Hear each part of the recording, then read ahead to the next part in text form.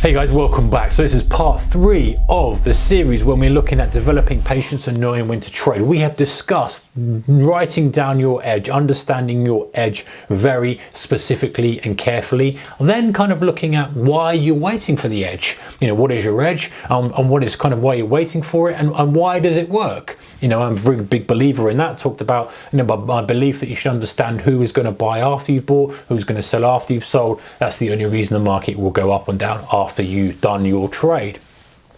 Okay, so let's slow things down a little bit. Let's kind of look at some analogies and some kind of processes and just see exactly what's going on. So predicting traders' behavior, you know, ultimately that's what we're doing.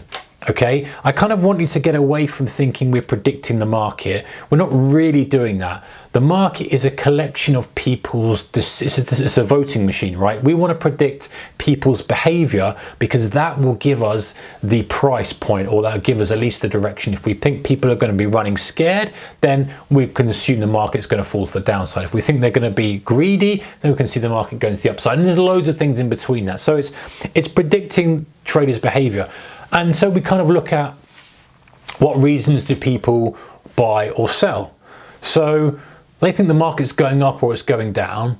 Now this is why, going back to the initial video, my edge is waiting for people who I can predict. Now, if I came up to you in the street and I said, okay, do you think the FTSE is going up or down? Do you think the Dow is going up or down? Do you think Apple is going up or down?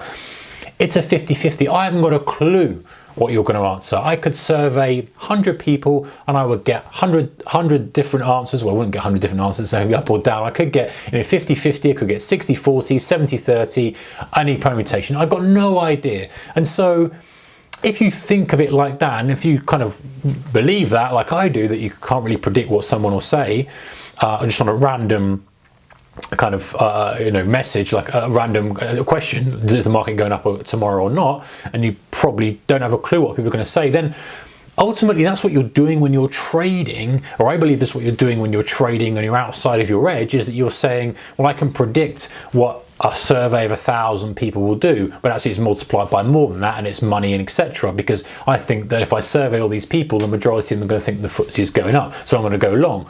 But I don't think that's the case. I think that it's very difficult to predict under normal conditions what people are going to do. Look at this example here we've got on the slide. You've got all these prints here, 50, 51, 51, 52, 51, 50, 50. I know this goes on, but the point is it's a market. Imagine a market kind of ticking up a little bit, down a little bit to 50, printing 50 at 51, 52, 53 to 45, then comes back down again, 52, 51, 50, 52. So it's kind of sitting there, it's gone up a little bit, come down. You know, what's the next print or the next two prints after that? Is it going to be 52, 51? Is it going to be 53?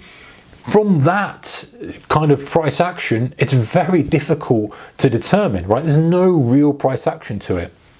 And so predicting others' moves on the market, kind of short term or even medium term, is very tricky because there's no real reason. Now, if we flip it on its head and we start to put some pressure on people, we start to put institutions that are forced to do something. Perhaps they're forced to close a position. Perhaps they are thinking of their long-term kind of bonuses at the end of the year. Perhaps they're in maximum pain on a short position. There's little things that start to put the pressure on and start to then become a little bit more predictable. So we have stuff like institutions working large orders. We have money flowing in or out of the market. They've got to move money in kind of slowly because they're filling large orders. So if they're starting to accumulate stock, like the example we had in the kind of first video where institutions are putting money in, then we might hypothesize that there's more money flowing in because they're not just going to take a day to do it.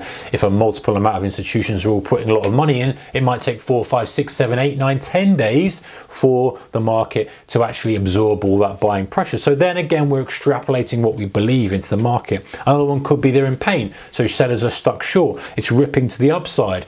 It's multiple days up and up. They're in pain. They want to get out. They're scared of a catastrophic loss. Again, this is far different than predicting the next print based on just a normal benign print flow. Now we're seeing panic. We're seeing a lot of people who are short, and we know that there's a lot of kind of max pain there, and they're going to have to come out. Another thing could be fear. They're frightened of missing during a big loss or missing the move. Bitcoin, great example of that. Fear, FOMO, massively rampant during retail investors in Bitcoin. It was rolling up every single day. A lot of people said, I wish I bought it. And they just kind of bought it just because they had to. They didn't even know what they were buying or how much they were buying, causing this kind of frothy market to push up. And ultimately, it came down. Now, if that was a stock, that could become a little bit more predictable. You're like, okay, well, this is different participants. This is what they're doing. This is how they're doing it. Can I predict a little bit more what will happen if Bitcoin starts to roll down or if this stock starts to fall back? Yes, I probably can, because I think that these people are, the reason they bought this is because they're FOMO, the reason they bought it is because they didn't want to miss out, so the reason they come out of it is because, again, they're frightened of losing money. It's all about wrapping this whole thing up and trying to predict what we think the most participants are going to do. All right, guys, let's look at the next one. Stay tuned and I'll be right back.